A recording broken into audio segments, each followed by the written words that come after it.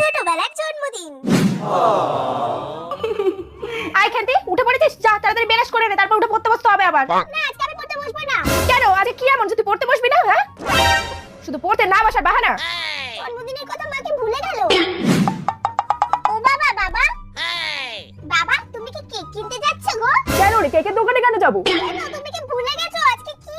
না, আমার তো কিছু মনে পড়ছে না তেমন।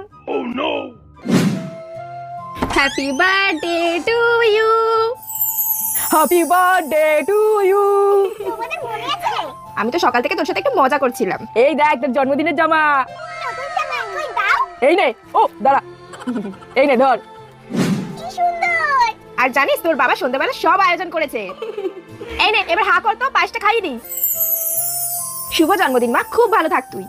আর তোমরা কোথায় যাচ্ছ? আজকে কিন্তু সত্যি সত্যি আমার হ্যাপি বার্থডে। তোমরা আমাকে অনেক অনেক উইশ করো আর অনেক আশীর্বাদ করো।